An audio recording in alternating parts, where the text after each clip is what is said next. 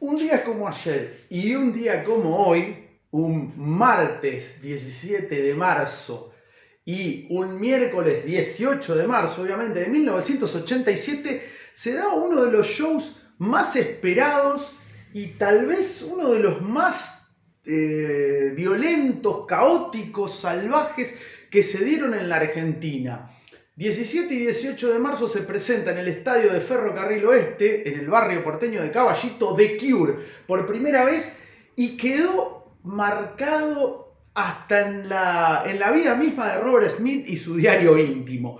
Tan simple y fuerte como eso, sí. Aquellos que estuvieron, que ya seguramente tienen más de 50, lo recordarán, que fueron dos shows plagados de violencia, de choque de tribus, pasó de todo ante la mirada atónita de The Cure, que venía encima en su mejor momento.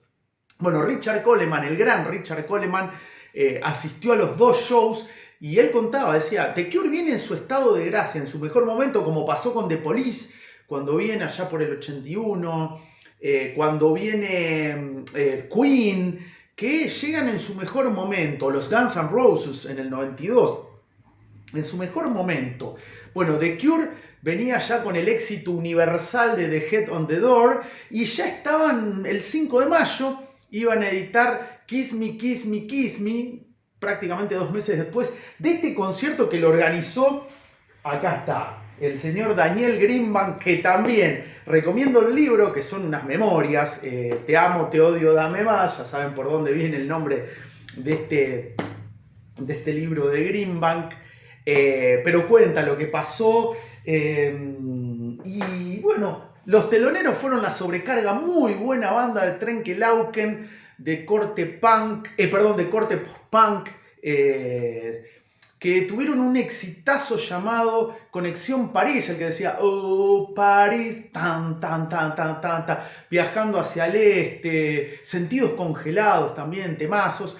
Sacaron 2 discos en esos oscuros y fulgurantes 80s, se separaron, volvieron, el batero, Javier Collado, fue el primer baterista de Divididos, en 40 dibujos ahí en el piso.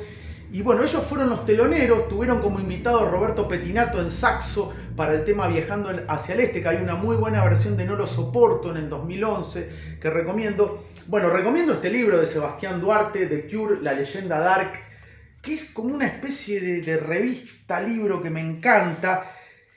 Y acá está el diario de viaje de Robert Smith de los recitales en Buenos Aires en 1987, publicado por la revista Melody Maker. Escribe en su bitácora Robert Smith, 17 de marzo de 1987, hago otro par de entrevistas y recibo la camiseta de la Selección Nacional de Fútbol. Recordamos que ahí, como ahora, la selección era campeona del mundo, se había consagrado un año antes en México, con el gran Diego Armando Maradona como emblema.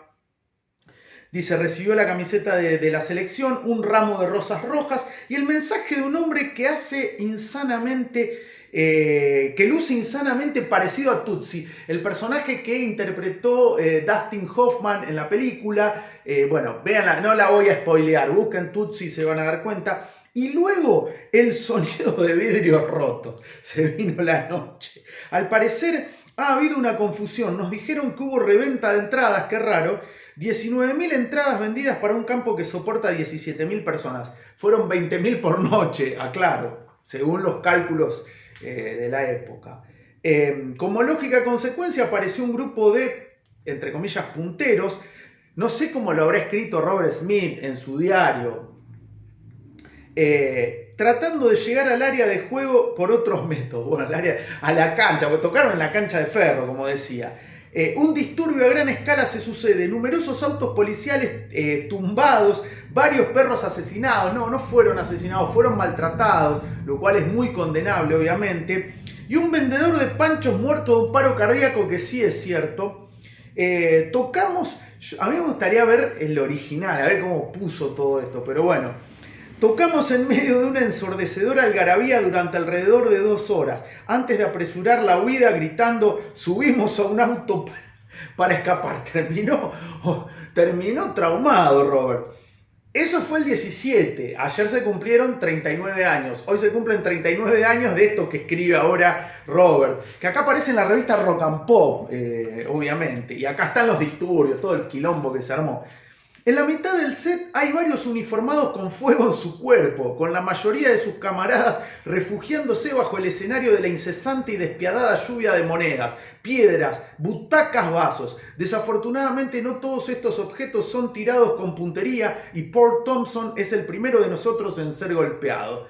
Terminamos con una gloriosa versión punk trash de Arabs a Go-Go y nos vamos.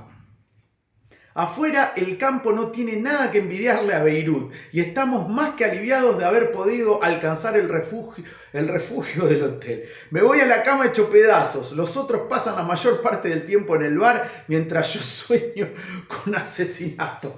Quedó hecho percha, quedó traumado mal Robert Smith, que de hecho estuvo muchísimo tiempo sin venir a la Argentina. Es como que lo tachó de su itinerario, de sus tours. Y vuelve en 2013 si la memoria no me falla, pero bueno, es crudo el relato, por eso, por ahí algunos dicen, y fue para tanto. También lo loco es que se televisó en diferido por Telefe, que en ese momento era Canal 11 acá en la Argentina, Canal 11 de Buenos Aires. Ahí descubrí a The Cure, yo no tenía mucha idea, tenía 14, y me voló la cabeza Close to Me. Me voló la cabeza y el video muy claustrofóbico dirigido por Tim Pope, y ver eso fue terrible para un pibe, un adolescente de 14 años que nunca había escuchado The Cure, fue tremendo. Y acá, bueno, Daniel Greenbank, que es quien lo trajo, y entonces llegó The Cure, dice. Apenas un mes después de los Ramones, cuando los Ramones tocaron en Obras en el 87, que también dice que fue un show bastante complicado.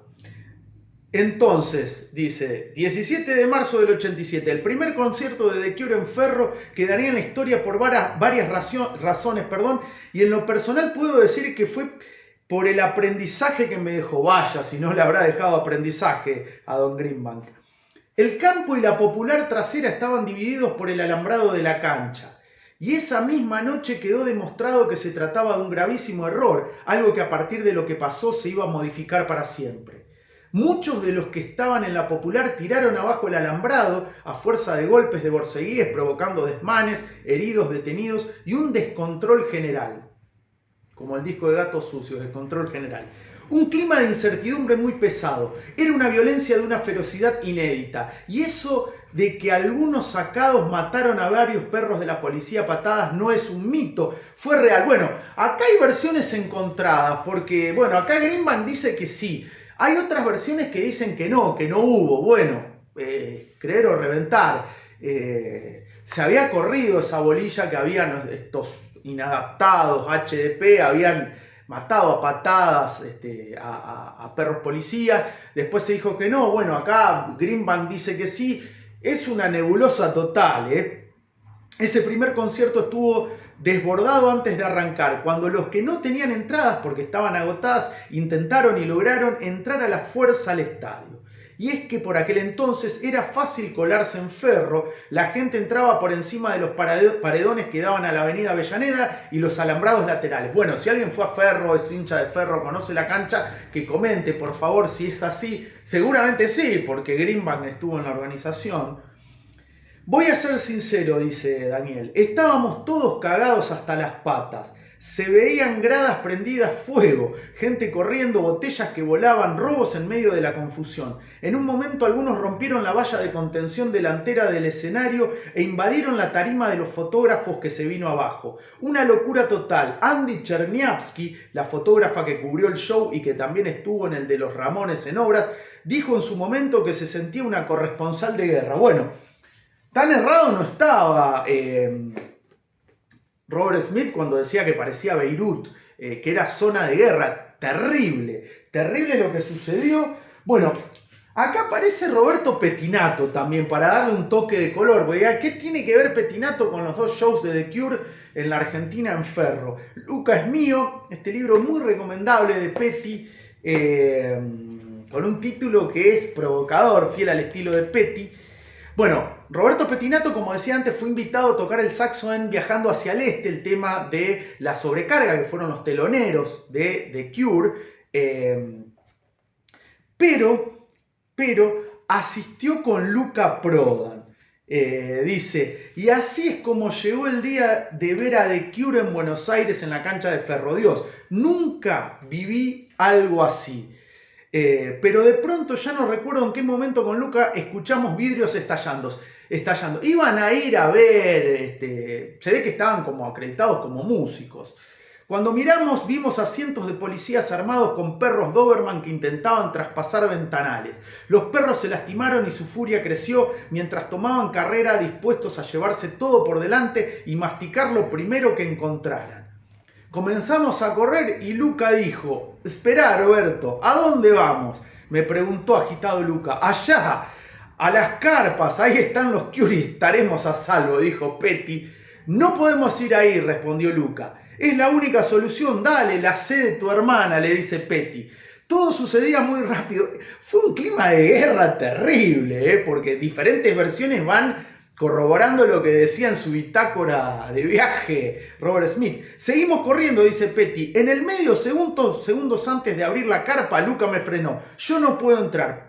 Respondí con un grito, «porque si me ve Robert Smith me mata. Yo me forniqué», piensa en la palabra grosera, a la novia. Bueno, terrible lo que dice Luca en medio de ese clima bélico. «¿Vos qué? No puedo entrar», dice, «se va a acordar», dice Luca. «¿Cuándo fue?», responde Luca. «En Inglaterra en el 78, casi 10 años antes». «Dejate de joder, Luca, por Dios, no tiene idea de quiénes somos». «No», dice Luca. «Sí», dice Petty. «No», dice Luca. Bueno, el dato de color, que Luca no quería entrar por eso, porque había tenido un affair con la novia de Robert Smith y también estaba como mambeado de que se iba a acordar. ¡Qué locura, por favor! ¿Cuántas cosas generó este show? ¿Cuántas cosas, incluso también vinculado a la seguridad, como decía Greenbank? Y bueno, Lol Tolhurst, fundador de The Cure, junto a Robert Smith, que se fue o lo fueron de la banda a fines de los 80. Este libro es muy bueno. Cure, Lol Tolhurst, cofundador de la banda, The Tale of Two Imaginary Boys, el cuento de dos chicos imaginarios, por The Two Imaginary Boys, el disco, muy bueno, de Malpaso.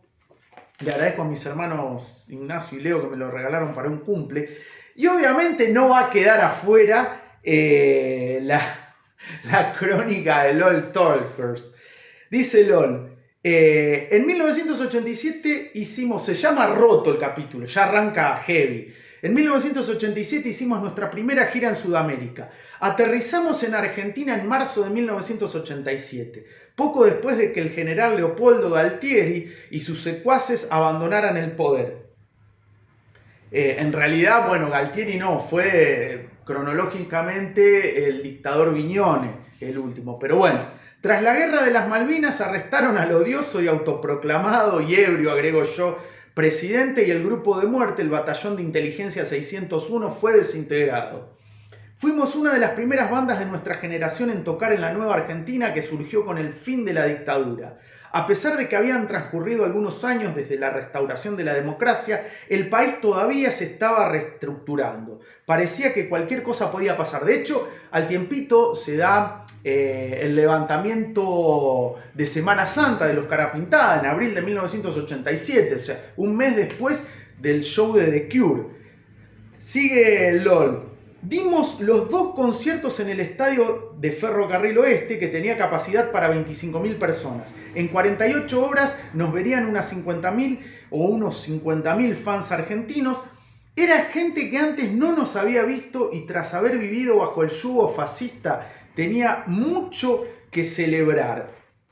Bueno, y ahí justamente comenta también todo lo que fue...